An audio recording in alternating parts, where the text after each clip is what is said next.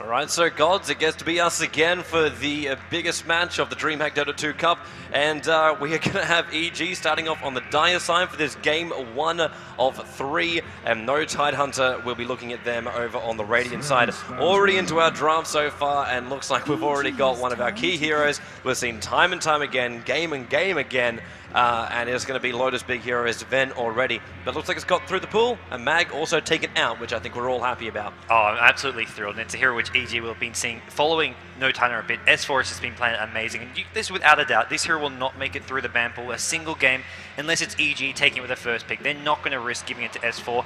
And you mentioned this is the biggest map. This is the biggest game of the Dota 2 Cup. Probably the biggest map of the European Dota 2 circuit at the moment. And fantastic to see both EG and NoTide here. We'll see what EG want to come up with their 2 picks. Darkseid and Undying banned out from the dire side. Demon's been playing a lot of Darkseid, something they don't want to verse. They're happier to give him the Batrider. Yeah, so Batrider gets to come out, as well as the Rubick going to be stolen out, and it's one of these things which we were watching Sven able to cleave off a lot, but you remember he throws his stun, Rubick can steal that one too and throw it back again, a nice big AoE, so when everyone wants to jump into the mix, kind of surprised that we see Sven being picked up, and then Fear quite happy to let the Templar Assassin get through into the next kind of stage, because do we see that running solo middle? Is that going to be the possibility up against the Batrider, or is that what EG says, you know what, we're kind of happy with that, Batrider up against Templar Assassin? That's an okay matchup for us. Let it fly. We've got our Rubick, we've got our fun support hero, they've got Sven. That's going to happen. What I want to really find out right now is how much control does no Tidehunter want to pick up with their second and third pickups? Because we know what Sven does. He goes out and there's actually our TA. They do want to still do it. But Keeper of the Light comes in.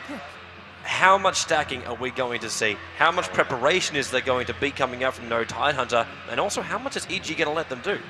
Yeah, for NoTide, they're just going to be looking to play, as far as the early game laying stage, with the Keeper of the Light stacking up neutrals, preparing camps for Sven to farm later on, even just the Keeper of the Light, farming some of those neutral camps himself. It's something where you farm Keeper of the Light, getting that fast early levels, giving the Sven more XP in his own lane can really help out getting that fast mate, getting the fast level 6, and this is your answer. When S4's not playing Mag, he's going to be on the Templar Assassin mid. It's a bit of a toughie for EG because they prefer to have Demon on that Batrider. They prefer to have him in the off lane as well. This may force Batrider to go down the middle lane. It may force EG to sort of go outside of their comfort zone. And just forcing EG into the Batrider as well isn't something which fits directly into the strategies we've seen them use throughout the last couple of rounds. Against Na'Vi, against their previous matches against Fnatic, they really look for this mid-game group-up Deathball army, but Batrider doesn't fit as well in that composition. If they get something like a Chen here, they could still maybe build it though. Yeah, it kind of moves into this, like, can we find snipe-offs? But it's still Batrider. Does he have to go into that role? Does he become that initiator for EG? And then we still have the ball. We're going a large amount of slow, a huge amount of control coming out from Fear, with both the Rubick as well as the Venomancer coming up as the final pickup. Even with Veno's slight little nerf, he's still sneaking his way into so many drafts where all they want is control. Yeah, it's such a great laning here, and it sort of begs the question, maybe EG look to contest the Sven's farm. You talk about how powerful Sven can be in the mid to late game, the Warcry, the plus 16 armor, and just such a powerful carry. Well, let's not get to that stage. Let's put pressure on him early. Let's really limit his ability to farm. And the other thing is, fighting a Sven with physical damage is just often a losing fight because he gets all that natural armor from Warcry. So going more heavy as far as magic damage goes. You've got the Rubick, you've got Venomancer ultimate. Maybe EG sort of stay away from that path and look for some other ways to win this game. Yeah, or we could also see what was done up against, do we dare say the name Black from Mouse Sports when he ended up playing this Sven. Had all the farm in the world, had basically a one cleave kill of the entire team, but couldn't do a single thing. We saw the Void coming out with the Chronosphere, we saw Batrider with the Lasso, and in that time it was more than enough time to kill off the Sven. Nothing he could do about it. Doesn't matter how much farm you have, if you're able to be disabled, if something's able to go through that BKB and lock you down, then you're in a lot of trouble. And if Rubick is going to go as that solo middle, we've still got another option coming out from the jungle with Maelk. He has the possibility for his Enigma. What else have we actually got as possibilities? I'm seeing Nake's being banned out, and that's just being banned out against Fear, but I'm looking a little bit more down the lines of that Faceless Void for him. Or if you, as you said, want to contest the farm, do we try something else? Do we even go for a later game hero that can farm at an insane rate? And I hate to say the name, but I'm saying Anti-Mage. Hey, he's more fun than a Magnus. That is definitely true. I'm going to admit that one.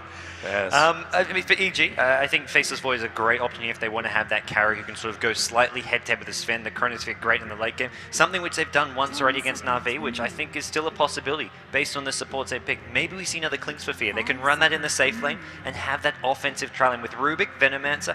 Throw another sort of aggressive hero like a Chaos Knight there. You have a tri-lane which can really cause some problems for Tidehunter. And Clinks, what's he going to be in a 1v1 matchup against? Well, it's going to get banned out. So I think Tidehunter are on the same page. They would think, they'd look at this EG heroes, and it's kind of tipped by the fact they have the aggressive supports. In Venomancer, Rubick, great sort of range supports for those offensive tri-lanes. So Tide is going to be our fourth ban out. One of Demon's favourite heroes. He loves to run the side lane. Just a bit of a reminder too for those guys that don't actually know, because a big thanks to Corsair for sponsoring this tournament. There's some really nice prize money actually coming up for this competition. Was it 14,000? 14,000 US dollars roughly for first place, and 7,000 for second. That's the, of course, in Swedish SEK, which I think is... It's 100,000 SEK for first place and 50,000 SEK for the second position. There's also money for the third and fourth, split between Empire as well as Fnatic EU. Took the words right out of your mouth, Toby. Yeah, you did. That's right, gods. Australians think alike. Are you thinking what I'm thinking, B1? I think I am B2. Yeah, it's Dota time, man. It's Dota time. All right, so let's go in EG. They'll have their final ban in a couple of moments' time. Their fifth and final ban. They've taken out the Clinks, they've taken out the Nakes. We're looking at the big damage dealers, but still, Void is just it's screaming in my ears to be banned out by EternalLenvy, unless he feels he can handle it. Unless he feels that this Void, because it has been this kind of like problem of Voids, they can't find the farm in time, they can't do the damage, and they ban out the Wisp instead. Well, I mean, I think Tidehunter are right in thinking that maybe Rubick's going to be the solo mid hero for EG. EG, if they want to stick with the Batrider in the off lane, Rubick is a hero which Jeyo can play pretty well in the mid lane. Alternatively, maybe we look for his Invoker. Nature's Prophet. So they're banning out the Bulldog here. They're really going to limit what Tidehunter can pick for AdmiralBulldog. I mean, this is sort of being mentioned. What heroes does he play? Obviously known for his lone druid, but throughout this tournament he's shown some fantastic plays on Bounty Hunter, and Nature's Prophet is sort of his third fallback hero. But with these out of the pool, what's he actually going to be on? I do not know, but we're going to be surprised when he picks it up nonetheless. And, well, actually, I think I've also seen him play a Windrunner on the offlane. That was probably the only other hero which comes to mind straight away. I think Windrunner actually fits really well with NoTide. They need that additional lockdown, a hero to keep heroes in place, for the Sven to do that right-click damage, for TA as well. You're looking at heroes like Windrunner, maybe Enigma as well in the jungle to have the Black Hole. BKB Black Hole just so reliable. Right now there is a Batrider, there is a Rubick who can steal it, but it's still, if you catch enough heroes, it can just decide a teamfight on its own. I still think Maelk wants it himself, or if it's possible, he could actually get his Chen. And that is something which Maelk always wants. If you can ever get Maelk a Chen, he's always a happy little chappy. And combining that up with Venomancer, we're going to have some good, not only just like pushing power, but you can set up camp. That's a beautiful thing about Venomancer. It doesn't matter what level he is. If you've got 4 points up in wards and some ability to have regeneration, he can just set up a pitch a tent, basically, anywhere on the lane and say, I'm going to stop the creep wave right here. You're not going to get in there. You do choke points, you've got good vision. It's also great for warding, so Bdiz is going to be having a great old time. Walk around with that gem, throw a ward up on the high ground, don't have to risk yourself, you get rid of the wards, and it's safe ways to play support. Oh yeah, it's something that EG could consider here. NoTide go with the Beastmaster. This to me looks like their off-lane hero. We'll see AdmiralBulldog probably playing that. He'll have a tough time, and there's your Maelk Enigma. EG go back for it. This is going to be the Rubick solo mid. Maelk in the jungle with the Enigma. We need something to combine with the Venomancer. You're looking, and Faceless Void's fantastic. That's a dual lane which has a lot of power. They could actually keep Beastmaster out of the lane. Venomancer, one of the strongest supports for doing so with that Gale. And Void, when you combine that with the slow of the Gale, can get in a lot of extra right clicks off. So that's a strong dual lane, and it could force NoTide into consider. I mean, what does Beastmaster do? All he can maybe do is stack those Ancients and poke around in the jungle. He can't actually go in that lane against that dual lane. And stacking the Ancients is always difficult when you look over towards the top lane, because it's so hard to do. You've got to come off your lane, you've got to come into your secret shop, then you throw the axes, then you stack. And one ward is all it's going to take, be it from Venomancer, be it from Enigma. And you know Enigma's going to be making that move down to the rune, or keeping very, very close tabs on what's going on there, because he's all about the rune control. Who's our mid solo? Not a guy who's got a great movement speed. He's not going to get up there, he's not going to control too much. And Templar Assassin, always going to have that extra vision when it comes to the middle lane. So rune control, Rubick's going to need help. And he's going to need help pretty badly. And that's going to come from Enigma, or it's going to come from Venomancer. sorry, I'm also saying it's going to be Batrider for a solo mid or off lane. Why am I thinking Batrider off lane? And there's our Void. He comes up as our final one. So it's actually... well, it's going to be the dual lane, the Venomancer Void dual lane. We're going to see Jeyo playing the solo mid Rubick. It's going to be off lane Batrider. Yep, off lane Batrider. And NoTide, they've gone with an aura stack. They've got Beastmaster, Vengeful Spirit. This is going to give all their heroes a lot of DPS. It means Sven can go straight for the BKB, doesn't have to worry as much about having the Mask of Madness, having the armor. He just needs to survive because he'll get the damage from the attack speed or a Beastmaster, the Vengeful Spirit damage, and its additional minus armor to stack on top of the Templar Assassin. This is all physical right-click damage coming out of them. EG are going to have to play this very safe, fairly sort of withdrawn and defensive because they've got the defender's advantage when they've got the Black Hole, the Chronosphere, something which will give them a teamfight advantage. NoTide are just going to be looking to sort of take it to him, be a bit more aggressive, especially if Beastmaster can get a fast level 6. I'm looking forward to seeing exactly how AdmiralBulldog does this, man. I'm really looking forward to seeing it. He's a guy that's been getting better and better with every single game and should never be underestimated. But this is a big game for him to play out of his comfort zone. This is the grand final of the DreamHack Corsair Dota 2 Vengeance Cup, which we can say correctly. On that note, this Tidehunter, this is really a fantastic story. You've got the veterans in Lodaberg and Akke, but two of these players are playing at their first ever LAN tournament. AdmiralBulldog, as well as EternalLenvy, their captain, flying all the way from Canada here in Sweden at DreamHack Winter, one of the biggest LAN parties in the world, possibly the biggest LAN party in the world. I'm not sure the exact statistics, but it is actually the biggest LAN party in the world, and man. he is here. It's the best LAN party in the world. That I can confirm. But these two players at their first big LAN tournament ever, and what a stage! This is going to be a grand finals appearance at your first big LAN. Talk about a fantastic story for Tidehunter. Yeah, this is gonna be fun. This is gonna be challenging, and this is also gonna be an offensive tri-lane. Or is it just to plant down these wards? Because Loda, he's sticking around up here on the top lane. Nah, they're just protecting Bulldog, clears off the trees, already got sentry wards, so he can't be visited. And looks like Demon's trying to win some bonus points with the locals, screaming out for Sweden, who are obviously the opposition is currently representing. And Loda is going to head down south, so it's going to be AdmiralBulldog. And, well, there's already one ward, and that's from the Radiant side. Right. The second EG try and counter ward this, he's going to know about it. We're going to see the EternalLenvy pulling from Bdiz. He's got the Quelling Blade at bottom lane. He's going to be using that to pull the Ancients, deny creep XP at this bottom lane, and that's going to give some of these heroes a hard time at bottom lane. And EternalLenvy, he's going to block the Ancient spawn, I think. Bdiz already has a Sentry Ward. They're expecting this. So we're going to see a bit of a battle at this bottom lane. The dual lane with the Venomancer being there just to help Demon out at the bottom lane. We saw this before. I don't know if it's going to be able to happen again, though. It's a fun little cut. I love the little cut. And I know you hate it, man, but you get to watch it. But there's a lot of open space. If you want to build a house, there's some space in the top lane and the bottom lane. Both these creep waves just being cleaned out. So you know exactly what's going on. And Loda, he'll have all the farm in the world. He has all the vision in the world. And Demon's going to get absolutely nothing. But it's not as... He will eventually, because Venomancer pulls the... He can deny creep waves using this stack. And eventually it will come back because he can deny the creep waves over on the Dire side using these pulls. That's really the strength of having this Venomancer pulling. Yeah.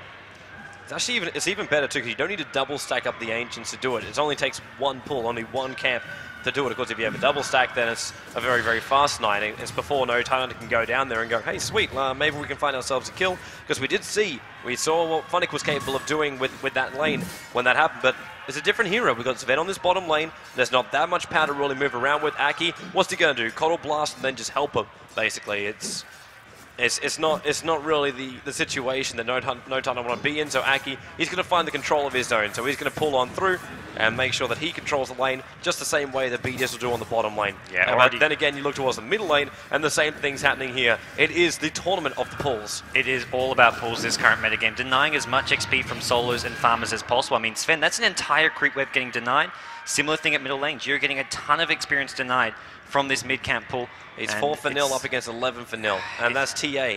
So already a 7 CS advantage here in the middle lane. It's really brutal. The good news, I mean, for EG, that makes mid lane half of them, but they are having a good time at bottom lane. Demon gets his creep wave to his tower. Otherwise, he'd be sitting on level 1, unable to go out, unable to contest the creep wave whatsoever up against the Sven dual lane with the Keeper of the Light. You've also got the support from the Vengeful Spirit who can cause a lot of problems. So both supports, EternalLenvy at mid lane, Bdiz at the bottom, Ancients making it hard for the solos and the farmers. Yeah, but something to bear in mind is this top lane, something which Fear and AdmiralBulldog's happy as Larry, because he's going to get this very early level 6, already finding some CS up here on the top lane. 4 Fennel up against a 15 for 6 Fear, so Fear living up to his reputation for that easy lane.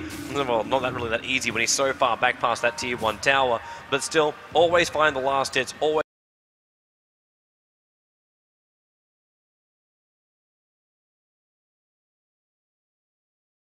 getting the advantage in that lane, and it's going to be important for him to imagine that I need to get something else. I need that Mask of Madness. I need a little bit more, and Envy needs to not die to Jeyo right now, who pops off the haste rune, and this could be our first blood. VS with the stun, needs a little bit of support. It's going to be Templar Assassin making his way in. The Jeyo, he's got a lot of time with that haste rune to get himself away, and then goes back in towards the lane, but just harassing and saying hello to EternalLenvy, making sure he knows. Well, just put some pressure on the Vengeful Spirit. I mean, and using up a salve early on means he's could be in a bit of trouble later on. And for EG, the lanes are working out okay. The good thing about this Void pick is they picked it up already knowing that it's going to be a Beastmaster offlane, which meant they could just run it as a solo. It's a 1v1 matchup at top lane. They've also got Enigma farming in the jungle, so for all the heroes on the map, getting decent farm and XP for them. There'd be some XP for them. With the Radiant team, they have 2 heroes forced to sort of use pool camps, use these little jungle spots, and they're somewhat leveling slower, farming a bit slower on these supports. Yeah. It is kind of amazing that the early game... They're essentially running 3 solo heroes. So you've got Sven just being left on the bottom lane. Sure, Keeper of the Light's there as backup if needed, can come out, but Keeper of the Light's already level 4, so it's really a game of just farming up your neutrals and just making sure you can have supports who come mid-game are able to do something. And the bottom lane. Demon, he's in trouble. Already stunned up. They'll have to fight in the midst of the Firefly. Loda's chasing him in, and Demon, he's able to go over the top of the river and maybe down and out and completely of the map around the side. And he's basically just riding the rim all the way out to safety and kicking so close to the side and cuts through that last little part to get back to safety. Well, Demon gets out there. It really is this bottom. This is the first place where we can see action and something to happen. Is this bottom lane for NoTide? And they don't get the kill, but they also have the possibility to try push it and get a fast tier 1 tower. Venomancer can't really do a whole lot to defend this tower easily. And Demon, Beastmaster, he can't do a whole lot trouble for him. This is our first blood. If AdmiralBulldog, Fear needs one last hit, one quick salve, and then he had to leap in. But the first blood spilled by EG. And good to see Faceless having that time walk up his sleeve. He almost didn't have enough mana for it after popping off that early chrono. I mean, you question whether Bulldog, how he'd do in a different hero, and right now getting solo killed by Fear is a big thing for Fear. He went for these early treads. It's one of those things, right? You have big land tournaments, you have to play what's been given to you, and Fear, he's so experienced on so many heroes. We've seen him play Clinks, we've seen him, sure we talk about his Sven, but he's been on Clinks, here he is on Void, and he just has such a great repertoire of heroes. Bulldog, well, I mean, he gets slightly outplayed there. I mean, Fear has had a much easier time. He got pulled HP regen from the Enigma, he got salves as well as tangos, and the fast trades. This build of his is designed to really put Bulldog under a lot of pressure at top lane. I love this little thing right now where Bdiz is struggling a little bit to try and stack up the ancient camp, because he threw down the sentry wall that's in there, so the Dire can actually see that if they can see it, but they can't get close enough to it to actually get rid of it. So his only way is to throw a ward in so deep. Yeah, and I think right now, well, if he can pull this, he's more interested in the pull than the actual, getting rid of that. He doesn't need to stack it as much as he wants to pull this creep wave over. That ward does not block it though. Yeah, EG though, I mean, this is still a good start for them. They've got Fear just having such a great time at top lane, trying to start now building towards his Battle Fury. Haste rune on the Templar Assassin, starts off on Bdiz, TA trap, in comes a Flame Break, pushing him away. Gale flies wildly out to the side, and Templar Assassin. No Tidehunter, the Swedes get to get themselves on the board, making it 1-1 apiece. Well, no Tidehunter going to be happy with this, but this is the one hero who can really control the temper, like S4 loves to do in his mag. Round 2. We're going to see TA move around a lot. And Bdiz knows, he's like, okay, I've got to play so much safe now. S4's just happy to maybe farm up some of these Serpent Wards, 75 HP, those things are just free gold for him. Man, Bdiz does not want to be watched, throwing down another sentry ward just because there's a TA trap exactly where the pool was going. And Templar Assassin will know exactly when it's happening. But with 3 heroes grouping up on this bottom lane, this is the worst time in the world for the Bdiz could pull that lane down. And he's got to know that too. Siege creep, and we've got 4-5 range creeps on the back of this. Give him a bit of war cry, so everyone's now got +4 in the armor. Lapping it up on that creep wave. EG right now, no, I'd say they're in a really good position. Jeyo's happy to sit at mid. If there's a gank under one of the towers, he's got a TP ready to provide backup, ready to come in, and Fear, he's just going to stay top, continuing to farm. Fear's actually got a ton of farm here. He's sitting on the top of the CS charts with 54. Enigma's just been farming as well in the jungle, and Fear with this build, maxing out time lock, it makes it impossible for Beastmaster to compete for CS. Fear can just trade hits with him. If he gets a bash, he can go in. If he gets a second bash, it's pretty much a guaranteed kill with a Chronosphere. That it is. And Loda is really trying to force his bottom lane. He's able to spam his build. It's kind of ridiculous when you think about it. Just so many Storm Bolts you can throw out. The problem with Sven, always a low mana pool, but Keeper of the Light, 2 points up in Chakra. So getting that mana points all the way back up again, always going to happen. Templar Assassin also now getting a little bit of luck. Had the haste rune before, and now is going to be picking up the bottle for the regeneration rune. Came pretty close towards that Greevil, who's trying to fly up towards the top lane, and that's Fear. That's going to be the start of his perseverance. We're looking at the battle Fury, because it's not him. You have to go when you don't have the empower of the mag. And Demon, he was just clearing out the trees once again. Yep, pushing Loda back, and it's going to be top lane. It looks like TP's coming in. Maelk takes the fall. Maelk has just been spending so much time farming. No Tidehunter were looking for Bulldog there, and the TP's in. The Swedes, they strike back. Yeah, they want Enigma push back out again. And Fear decided to hold the Chrono as well. Didn't really want to dive in too far. Doesn't even have to pop that Chrono unless he has to, because there's always his escape mechanism or that opportunity. If he gets someone who he really wants to kill, like Beastmaster, yeah, it's going to be okay to kill him, but it's not the real big one that he wants. The big one that he's really going to be looking for is the Templar Assassin, if possible, or that Sven. They're the big ones that Loda, Fear wants to really get around and try and find, kill, nail, whatever he can do, drop them down. Beastmaster's got Raw. He's got what he needs so far. He's got what he needs to start up this mid game. Higher levels would be fantastic, but he's already got the Raw. And I think one of the reasons why NoTide weren't too worried about banning out the Faceless Void is because they planning on picking a Beastmaster. Beastmaster, especially if you get something like an Ag Scepter to increase the range on that ultimate, can really be useful. If he doesn't get caught in the Chronosphere, he drops the Raw. BKB does not help you on Faceless Void. You have that Raw to make sure Void gets locked down regardless of which item he goes for. And if you don't have the BKB, spells like the Blinding Light coming out from the Keeper of the Light, giving that mischance. Vengeful Spirit Stuns. There's great lockdown coming down from this Radiant team. Well, looks like Curry's going to say hello to Envy, as Envy's just happy as Larry, just farming and pulling.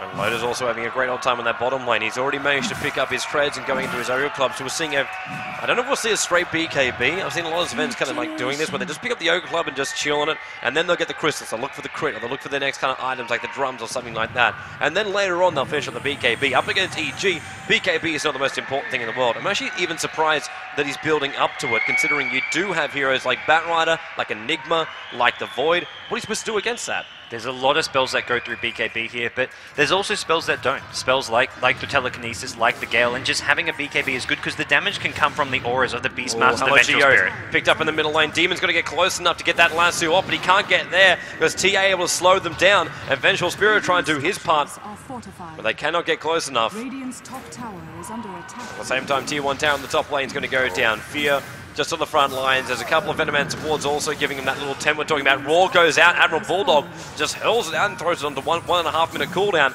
And Fear feeling confident as hell on this top lane. There was no follow through from that. Via smokes to come up. Akke is here as well, but no one wants to go in. Well, TA is now ready to really start moving on the map. Has finished off a Blink Dagger. Also, DD rune at mid lane. Jeyo, 2 right click. Needs a third. Oh, man. Telekinesis just in time. He was looking to steal off that refraction as well. Just in case we saw S4 able to get one more right click off. He ended up stealing the meld of all abilities. Well, you can see just the damage that can come out with S4. That's with the DD rune, but even without the maxed out meld now up, he's level 10. This is really the key point for Templar Assassin, where he can just start decimating the Rubick, decimating the Venomancer. Even heroes like Batrider are very, very squishy at this point in the game. Demon has not had the greatest time farming there because he's been that offlane solo, so these are heroes which S4 will be looking to punish around the map. Maelk attempted denial of that middle tower. It's so difficult to do, especially when you've got so much support around it and you're using refraction charges to get that bonus damage. Wondering how long it's going to be before this ancient stack is finally killed off by the Sven. And as it just keeps on stacking and stacking. It's pretty low as it is, but all it's going to take is a Mask of Madness. And that's what? 800 got away? No, he doesn't care. He's going to be coming in already. And this will be loaded to try and clean this up. And he's going to go from 1,200 gold to what now? Already Beastmaster took a little bit of it. Well, not the easiest thing to clear out. It's going to take a couple more axes maybe. Sven taking a lot of damage from this. They will manage to get this in. Well, Oh, maybe they won't. Load actually down to about 70 HP. I think they're doing this a bit too early than they should be. Bulldog actually takes them with some axes here, so they're forced back. A bit of a mistiming of that, and that means they have to go back and heal. They're wasting time, which EG are using to continue to farm. Maelk actually has not really come out. The one time he came out was when he got counter-ganked at top lane. He's been spending a lot of time farming, trying to get this fast mech for his team. Really different to how he normally plays these jungle roles. He likes to, as soon as he hits 6 on Enigma, he'll come out and gank. With his Chen, it's level 5 when he has that second neutral creep. So EG playing a much more conservative style here with the Faceless Void. I love how it's our S4 taking care of the rest of the Ancient stack. However, one more. Only 23 HP left while attacking on Ancients. He'll be fine. He'll be absolutely fine. He's in fact thrown us out. You're right, Roshan is now being completed, finished. TA traps won't do anything either. We've got the sentry wards out, so there's nothing to be really hidden from them. But it's going to be Aegis the Immortal up in a Void, who is now also only 30 gold. One last hit in the middle lane, and Jeyo with Meld hit says, no, you cannot have it. He is now still 35 gold away, or 25 gold away from having his full Battle Fury. Yeah, this is pretty fast with Fear. Having the Treads Battle Fury 13.5 minutes in, the tower kill, as well as the kill on the Beastmaster top lane, really helping man. The danger is for NoTide is that they're giving a lot of space for EG right now. We're seeing some really influential early game items being picked up. The mech, the Demon's going to have his Blink Dagger fairly soon, and Fear having the Battle Fury this fast means we're going to see what I imagine to be maybe a BKB as his next item. Maybe he just goes straight for some additional damage, whether it's a Maelstrom, something to give him some attack speed like a Butterfly, whatever it is. It's going to come up nice and fast with the Battle Fury to accelerate that farm. Watching Jeyo move into the middle lane. Again, looking to hunt as much as he can. Envy also looking to maybe stun up Demon. Demon who managed to pick up a regen, which is instantly cancelled. Flame Break looking to push Envy back down again, which is Azuso in range of Jeyo, but S4 comes in.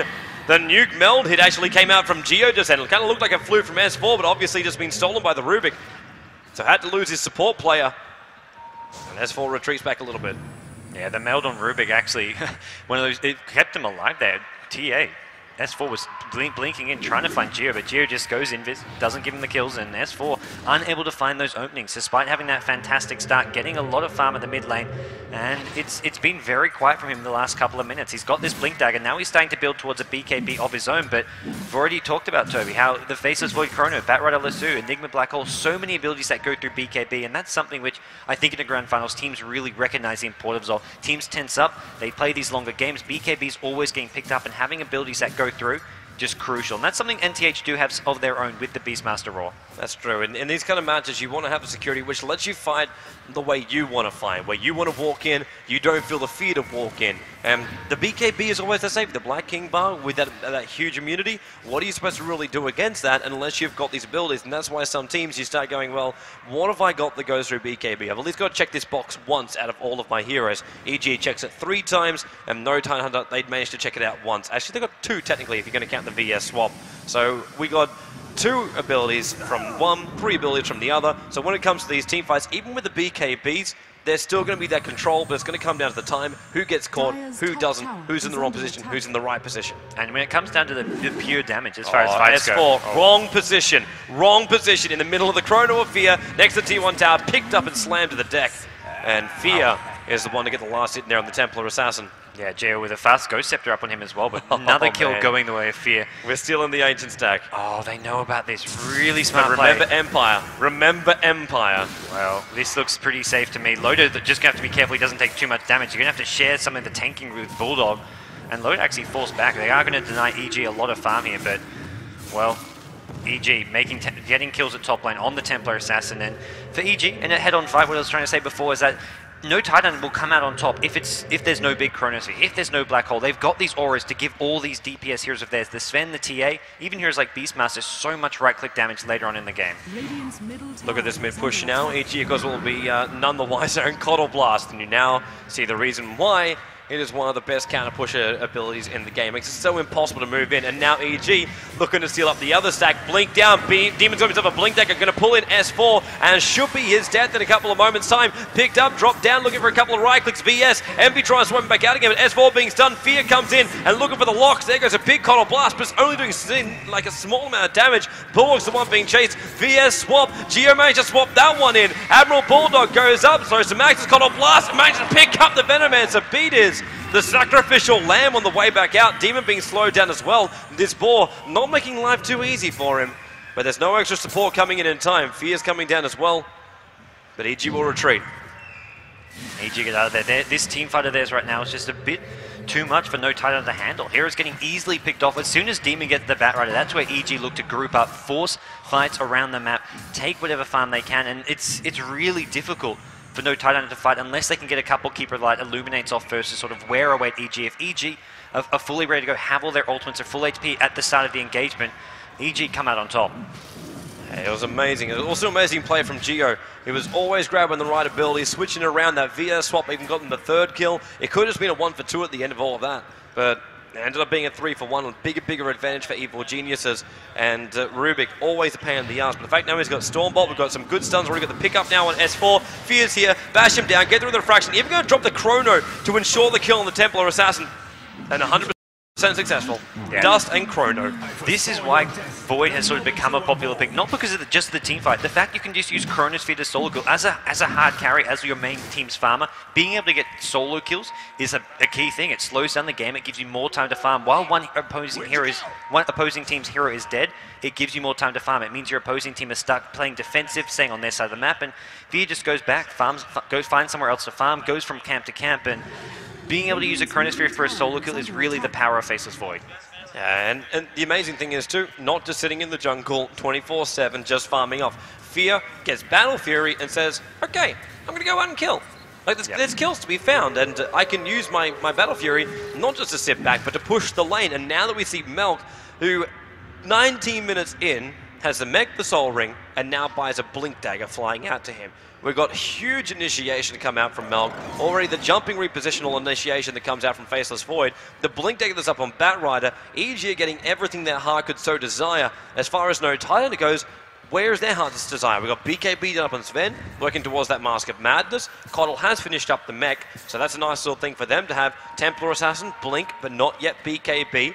And Beastmaster, well, he's almost about to hit level 2 raw. So they've got something they can play around with as well. Yeah, they're doing decently as far as items go, but the composition, the way these fights are going to go down, so much is relying on Sven to just get off a lot of right clicks. I mean, with Sven, it's all or nothing. You either attack and you kill stuff, or if you're not attacking, you're getting locked down in these ultimates, then you lose the fight. It's all about Loda in these team fights. So VS swap has to be saved for a black hole, or the getting someone out of the Chronosphere. Same goes for the Beastmaster raw. Make sure it hits the Faceless Void.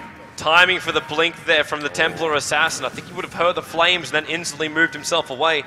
Loda's looking for a kill as well. Warcry is up with him and Envy, but can't find anything. In fact, it's the Warcry armor given to the creep wave, so pushes a little bit closer towards that tier 2 tower. But Batrider, he really wanted that kill. Templar Assassin was farming deep inside that ancient stack. Yeah, Batrider, Demon just loves to try to find these kills around the map. Also loves leaving people on top of cliffs, something we'll probably try to see him do at some point in this game. And no Tidehunter happy to sit back for the time being, continue to farm. Lotus is farming one neutral stack after the next, and he needs more levels as well. They need to get the maxed up Warcry, plus 16 armor to all these heroes, all these supports as well, is going to be essential if they want to fight the Faceless Void in late game. When Faceless Void has this much farm, Eagle Song has been picked up by Fear.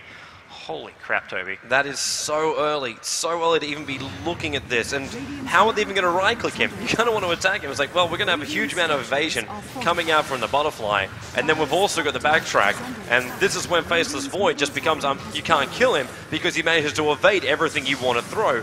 Now we're going to have the blast pop out and maybe even Loda. Weird position for him. S4 jumps up, lassoed up, and there goes your Chronosphere. VS swaps Loda out. So now we can attack on Jeyo. EternalLenvy always taking it for the team as the captain wants to go for Jeyo, stuns him up, Coddle Blast flies over the top, Refraction's still there, and he steals Stormbolt and returns it back towards the captain, the man who saved him. Now Loda, Roar is there, Black Hole from Maelk, 3 caught in it, and S4 from the high ground. He's still trying to kill off Jeyo. He should be successful, maybe not. The Mech Charge going to keep him alive for the moment. AdmiralBulldog goes down. It's all for one, it's all for Jeyo, and now S4's going to take a fall too. Demon on 44 HP.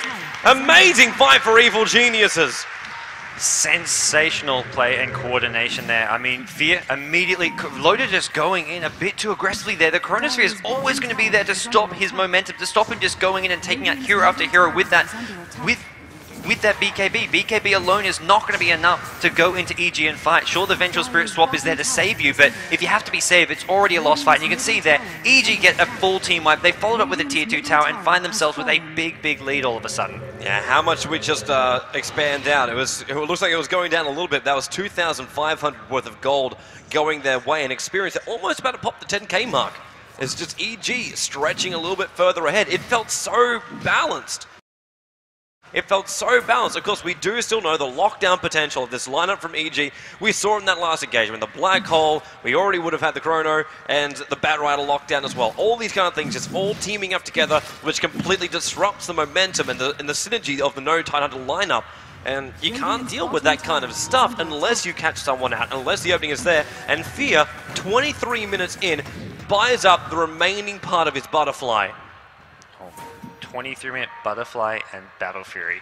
I feel like I just need to repeat this. 23-minute Butterfly and Battle Fury on Faceless Void. Probably going to see another Aegis in just a second here. Roshan about to respawn, and EG are just, they've got in a great position. This is going to really push NoTide with their backs against the wall. They've got to play perfectly from here on out.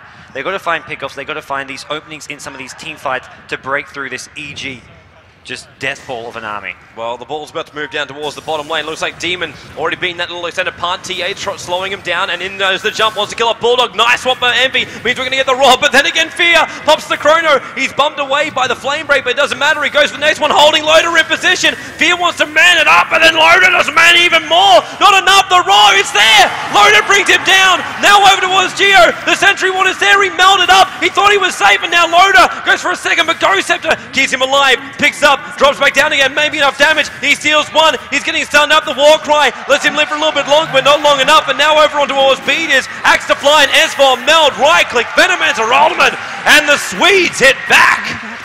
Well, that's what they need. That's the kind of fight that's going to give them some sort of inspiration to move on with this game. They can see how they need to fight this EG lineup. Just play split up, can't get all caught in that Chronosphere. Flamebreak working against EG. They're pushed, I think, 2 heroes out of it. One of them walked immediately right back in, but Flamebreak working against Fear there. And, well, Fear, despite having this really fast Battle Fury, he can still be killed. The Roar, the Sven right-click damage is just really powerful. And we're going to have to see.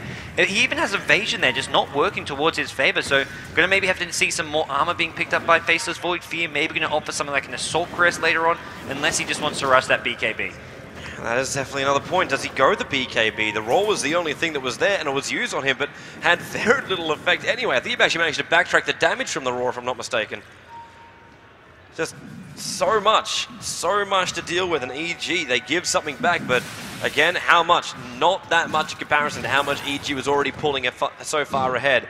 And now they're going to look to get even further ahead if they're able to bring down Roshan. Fear jumps in, already starting off. Doesn't have that live seal, so has to do it the old-fashioned way up against Roshan, and he's just hoping for a whole bunch of time locks, and basically Fear. Well, this should be doable, but is it doable fast enough? Bulldog's in the corner, he's got his Roar, the Coddle Blast already going to say hello as well. Falls a little bit short, but definitely scouts out the fact of what's going on. Bdiz is trying to set up a little bit of defense, already with that Hawk viewing it out, and Loda, that's your little trick you said Demon likes to do, throws him up on the high ground, and BKB, all Loda can do is just sit there and hit a Plague Ward. He's got nothing else to attack, and he's burning in the meantime. Stormbolt, TP out, Demon, no Flame Break. Well, he BKB'd before he TP'd. Stop it. The BKB TP, and now it has to be used defensively. NoTide wanted to prevent Roshan from going down, but Demon, that little trick is just so strong. If you're a Sven, how the hell do you get out of that? You need 4 staffs on your teammate, and this is NoTide thinking, holy crap, how are we actually going to fight if Demon can just do that? Keeper Light's probably thinking, okay, got to farm a 4 staff now. Same for the Vengeful Spirit, even a Beastmaster with a 4 staff, just to help counter that little trick, which EG are going to look to do time and time again. That is how you deal with Sven. If he can't attack, he can't do anything. All he could do was BKB and TP out of there. And that's a depressing kind of fact to look at, but by the time they get those 4 staffs, the damage is going to be done. Like, the tier 1 tower's already gone. EG's making their way down that bottom lane, looking for the tier 2 tower. And this is not going to end very pretty if NoTide. They can't even fight outside their base right now, and they know it. TA's down the sidelines, EG have Aegis, EG have every ulti apart from the Batriders available, and now that comes off cooldown as well. And Batrider, of all, just to mock them, Demon buys a 4 staff. Yeah, I mean, this EG started getting very rich. Jeyo's picked up a 4 staff of his own, has a Ghost Scepter, 2.5k gold, and he's currently sitting on the Stormhammer of the Sven, but if he sees something like a Beastmaster Roar, he'd love to steal that. We've already seen him steal the Swap, which is a great positional tool as well, so this is really going to be hard for NoTide. They have to be so careful about when they time some of these spells and just playing defensive. And I mean, for now, Rubick probably quite happy with the Sven Sun being an AoE disable, just such a great lockdown burst damage spell. Wondering right now if EG are considering pushing in through the bottom lane. It's a little bit harder though, because S4's pushing up the middle lane. He has BKB completely done as well. Loda kind of wants to return back to base in a moment as well, and then he can pick up, well, what's the start of his armlet? That's going to be his next item of choice to build with. And what's Fear going to go with next? You were talking about BKB. He's got 2.7k worth of gold up his sleeve. Yeah, looking BKB, possibly something like a Manta style, at least the Yasha just being a great cost-effective item. Or alternatively, if you want some more armor to deal with the Sven, to take him in the late game, you're looking at an Assault Cuirass. Probably see one of those items. If you want pure DPS, Crystallis into the Daedalus, also not a bad option. He's got the attack speed from the Butterfly and the Tread, so you can easily justify getting that crit. Would you believe there's another stack for Fear? Yeah, this has been, even when NoTide come across the map and kill off like a 4 or 5 stack, 10 minutes later, it's already been stacked up 3 or 4 times, and EG, they're ready to move out. They're ready to smoke. They're ready to try find some opening. And once again, look at this map. Look at all these offensive wards. It makes it so easy to sort of guess where NoTide are when you can just eliminate possibilities. Okay, they're not in their jungle. They're not over near this small camp. They've got to be further up on their side of the map or in our own jungle. And Demon's looking for it.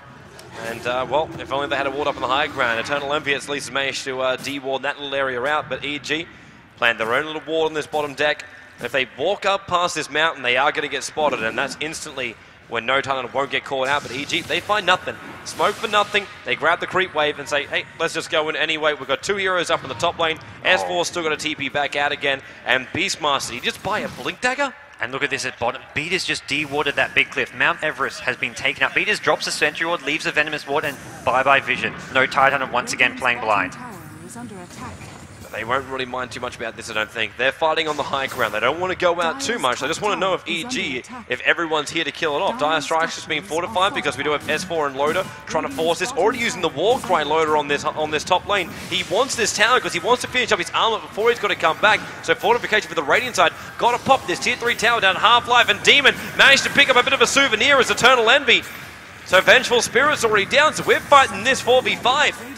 But then again, Chrono is powerful. Akke pulling a hero back. Also going to pop off that little blast. He's got to stop this from going down. Still the fortification not being used. Fear on such low life, not backtracking through that one. There's the mech charge already out from Maelk. When are they going to stop this? EG, they're all grouped up in a corner. When is this going to stop? Someone's got to go in. Coddle Blast again, but the Rax is almost gone. Fear, he does it. It's going to be enough. It does go down. What's up on the top lane? We're looking, yes, they've taken tier 2.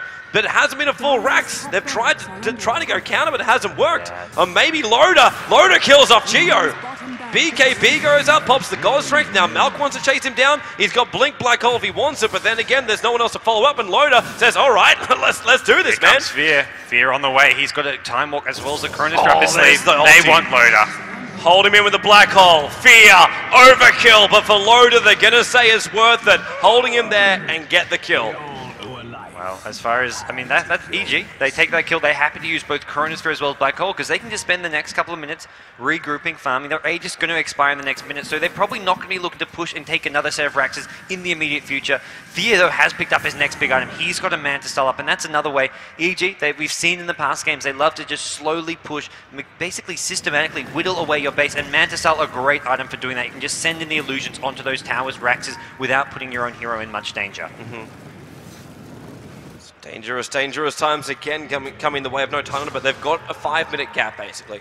A 5-minute gap before Roshan's going to respawn. Maybe the 30 seconds, I don't think EG is in any kind of position where they want to go for something. It's just farm, a little bit more farm, and then maybe finish farming, and then go push the base. Then you're okay. Yeah, for now, EG, they just going to be sitting back for Fear. I mean, sure, he's got this Mantle, he's got his next big item, but EG, they don't feel like they're under pressure here. They know they can just play this calmly, not make any risk, and this is really, this sums up EG, low risk Dota. Once they get ahead, they look to just stay ahead as safely as possible, not give any sort of windows of opportunity to the opposing team. And a team like NoTide, they will not take lightly whatsoever. I mean, Loda just such a veteran here at the DreamHack stage. He's been around and been to so many DreamHacks over the years, and well, NoTide, this is, I mean, a familiar position for Loda. He's been behind before, and we'll have to see if his team can come back, if NoTide have what it takes. They're still in this. They've got a lot of farm on the TA as well as Sven, and Sven has finished off that Armlet of Mordigan now. Yeah, we know for a Sven, all it takes is an opening. All it needs is an opening. Be it 1, be it 2, just be it a great AoE stun, be it a wonderful Roar, be a Templar Assassin, able just to get a nice early pick off on the Batrider or the Enigma. Get rid of these 2 heroes that really stall everything up. Hello, Akke. Who does he want to bring? So it looks like they're going to have a crack at the top lane, and it's Loda coming in. At the same time, Fear's going to be pushing at the bottom lane. All it's going to take is this ranged Rax, and in NoTide's mind, that's worth it. They can jump in, they can take out the top. There's no fortification. Bdiz already preparing the wall of wards to defend this one up. Loda wants in. Loda seriously wants in, but then Batrider wants him in even further, pulling him into range of the tier 4 towers. The Chrono is there from Fear just to hold the rest of them out so they can kill off Loda. You can't walk back into that one. Trying to fight Bulldog with a roar, trying to buy the time, but not enough. In comes Coddle as well, and this is going to be Bulldog falling out. Demon blinks out to say hello to him. 2 napalm stacks, couple of right clicks. Jeyo trying to be part of it. Akke looking to TP out. 1 to go down. The TP does work, but it's the only one to escape. And I'm pretty sure Fear did his job. Yeah, he did. Ranged reactor's gone. Wow, Demon, every fight's just picking a hero off before it even starts. That time comboing with Jeyo, picks up the Sven, 4-staffs himself, Jeyo giving it double 4-staffs back to base. And there's no way NoTide can back up the Sven at that point. Sven is just a straightforward kill, and you can see, you can talk about Sven being the sort of flavor hero, being that hero that just is really hard to deal with in the mid to late game when he gets up these items, while EG is showing perfectly how to negate it, using that Chronosphere to keep out the rest of the Tidehunter team while they focus down the Sven, and Batrider being able to isolate him. The double 4-staff with the lasso just so strong. Yeah, they're adding more to it too. We saw Jeyo with the Yule Scepter during that last engagement, having himself a great old time. So more and more disables. That's what it's about for EG. You've got a team that loves to gank, that loves to just basically go one to the next, to the next, to the next, to the next, and get this combo just to keep on going from one to the next, to the next, to the next. And they can't do it because the next is not there. It's disabled. It's spinning up in towards the air. It's lassoed and being dragged to a post. Or, well, what else? In a black hole, in a chronosphere, the elements are against them. And these fights, you're not even seeing EG's full potential as far as what the spells are used. That was just the lasso and chronosphere. No black hole was needed. And even if these spells don't latch, maybe we see Vengeful Spirit cancel off a black hole. EG have a backup plan. They have Ghost Scepters on 3 of their heroes, Rubick, Venomancer, as well as the Enigma. If Sven actually somehow gets through all these disables, the ulti disables, he has these Ghost Scepters to prevent him from doing the right-click damage. He wants Bulldog. He's going to get him too. There's the lasso. First 4 stuff, and then the entire EG team bring him to his knees. Well, no Tidehunter going to have to probably sack this top tier 2 tower. They just don't have the ability to fight this. Fear has got the Chronosphere back. Chronosphere just such a short cooldown, making it that's the other reason Void has just become popular. Chronosphere so spammable, the short cooldown, you can use it for solo kills. You fight once, you fight a minute later, and it's already back online. Enigma Black Hole up as well. This is really EG's time to strike and just give that crushing blow, take another set of rackers, and not give NoTide any time to catch up. And they're going to do it too. Sven's trying to push out the middle lane. He's going to return in a couple of moments' time, or else Loda is going to be looking at no racks unless he just feels he can't do this. S4 wants to get in there. It's like, please, man, get here. Already the pickup. Demon looking for a last super. It's on cooldown, so it's just fire flying up. And maybe you can't even do it anyway. The BKB popped off. And now Fear trying to bring him down. Maelk to turn around. There goes our Chrono. Templar Assassin. He couldn't reach him with the real one, so he has to jump himself over. Try and bring down the TA. Cannot do so. Roar out in Fear. Holding in position. S4. No more damage. He's still burning inside the rest of it. And this is going to be Templar Assassin buying back. Sven buys back in towards the game as well. He was being controlled a little bit further out, and maybe, yep, there goes the top note fortification, stun out, but Fear, amazing Meta-style timing, avoids the stun, and then Loda is being slowed up by Bdiz. The rack still goes down, and maybe the range one too, and in fact, nice dodge, and it is going to be a GG call coming out from EternalLenvy, and the rest of the team and Evilgeniuses will take the game 1. Here in the pits they're playing. We're up here on the stage in the main halls of DreamHack, but we'll be heading over to the Dream Arena for game number 2 and possibly the third deciding game number 3. So definitely, if you are here live in Sweden, please do join us in the Dream Arena. Second game could mean anything. It could mean EG getting completely stomped the other way around. Who knows? Yeah. Just come and support your Swedes. We saw last DreamHack, a team come back, MTW after losing the first game, take it to a third game, win that championship. Anything is possible here, and EG, they continue that momentum from yesterday. Yesterday, it was just rolling through. Na'Vi 2-0, very convincing, and here, they don't miss a beat. They take down NoTide in game number 1. They've got to do it again, and they've got to do it on the main stage. Now they do, and that's a different level of pressure. Like here, they know they've been playing in the wonderful little, well, let's just go down in their comfortable gaming area, which DreamHack has set them up with.